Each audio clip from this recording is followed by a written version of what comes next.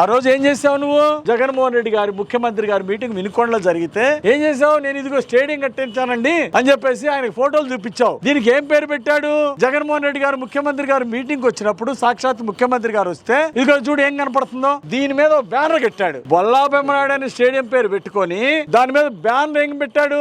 YS Rajasekhara Reddy stadium అని పెట్టాడు. జగన్మోహన్ రెడ్డి గారు ఊరు దాటగానే మీటింగ్ అయిపోయింది, ఊరు దాటింది, నైట్ బ్యానర్ తీసేశాడు, బొల్లా బెమ్మనాయుడు అని అలా ఉంచుకున్నాడు. అంటే ముఖ్యమంత్రిని కూడా, ముఖ్యమంత్రి మీటింగ్ కి వచ్చినప్పుడేమో రాజశేఖర రెడ్డి గారు బ్యానర్ పెట్టాడు స్టేడియం కి, ముఖ్యమంత్రి గారు ఊళ్ళో నుండి వెళ్ళగానే నైట్ కి నైట్ బ్యానర్ తీసేసి మళ్ళీ బ్రహ్మనాయుడు స్టేడియం అని పెట్టుకున్నాడు. ఇక్కడ వినుకొండ ప్రజల్ని మోసం చేస్తున్నాడు, ముఖ్యమంత్రిని కూడా మోసం చేసే గనుడు. రూపాయి డబ్బులు ఇవ్వకుండా, ఒక సెంటు స్థలం ఇవ్వకుండా నీ బోర్డు పెట్టుకొని పెద్ద స్టేడియం కట్టానని ఫోజులు పెడుతున్నాడు బొల్లా బ్రహ్మనాయుడు. ఇది అసలు ఎన్ఎస్పి స్థలంలో ఈ డబ్బులు ఖర్చు పెట్టుంటే బ్రహ్మాండంగా మంచి స్టేడియం అభివృద్ధి అయి ఉండేది. ఈ రోజు ఒక పక్క నిధుల వినియోగం దోపిడీ, మరో పక్క ప్రజలకి నిరుపయోగంగా మారిపోయింది. ఈ రోజు కాలేజీ పూర్వ విద్యార్థి సంఘాలు కోర్టుకెళ్ళినాయి, అక్రమంగా ఇక్కడ నిర్మాణం చేశాడు అనుమతి లేకుండా అని చెప్పి. దీనికి నువ్వేం సమాధానం చెప్తావని అడుగుతున్నా. మున్సిపాలిటీ 32 వార్డుల్లో అక్కడ ప్రజల సమస్యలు తీర్చడానికి నిధులు ఖర్చు పెట్టాల్సింది అక్కడ ఖర్చు పెట్టకుండా ఆ నిధులు తీసుకొచ్చి ఇక్కడ దోచుకున్నావు. ఈ దోపిడీ మీద ఎంక్వైరీ చేయాలని నేను డిమాండ్ చేస్తున్నా.